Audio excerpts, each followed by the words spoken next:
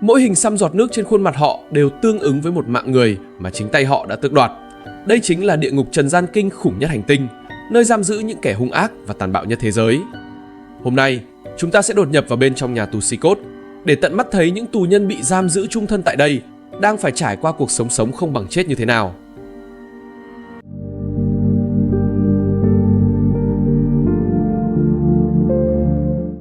Nhà tù Sikot được xây dựng vào năm 2022, trải rộng trên diện tích 2,3 triệu mét vuông với sức chứa lên đến 40.000 tù nhân. Bước chân vào Sikot nghĩa là bạn hoàn toàn bị cô lập với thế giới bên ngoài. Bao quanh nhà tù không chỉ là những bức tường điện cao 9 mét, mà còn có hàng rào kẽm gai dày đặc và 19 tháp canh nghiêm ngặt.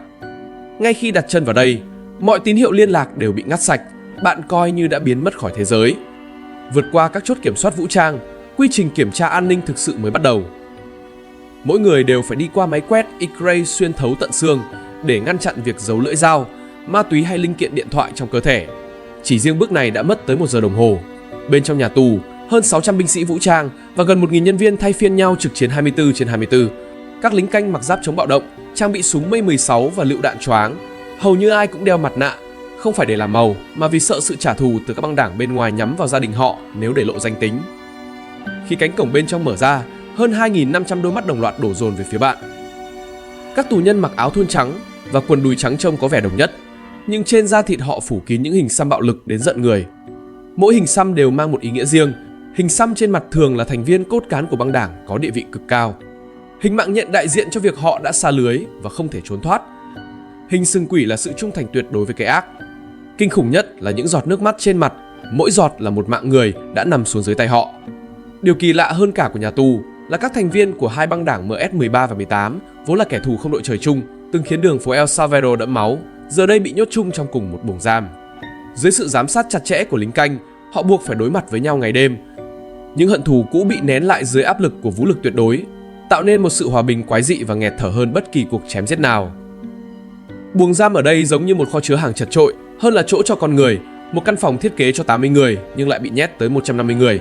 Mỗi người chỉ có vỏn vẹn 0,6 mét vuông, không đệm, không gối, chỉ có những tấm phản kim loại lạnh lẽo.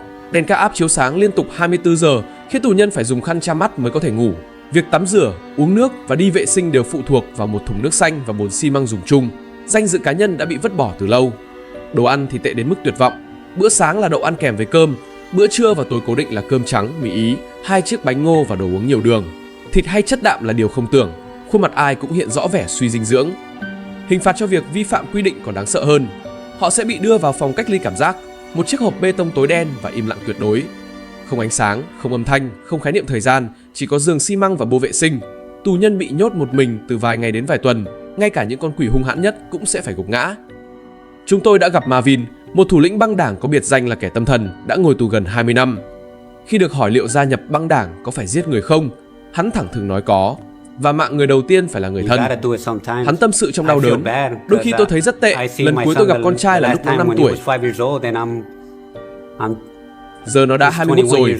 Tôi muốn gặp nó để nói rằng đừng đi vào con đường của cha, hãy tìm một cuộc sống tốt đẹp hơn. Vết nứt giữa cha và con có lẽ không bao giờ bù đắp được. Nhưng liệu những kẻ tay đã nhúng đầy máu này có thực sự biết hối cải bên trong bức tường Sikot hay không? Cảm ơn đã lắng nghe.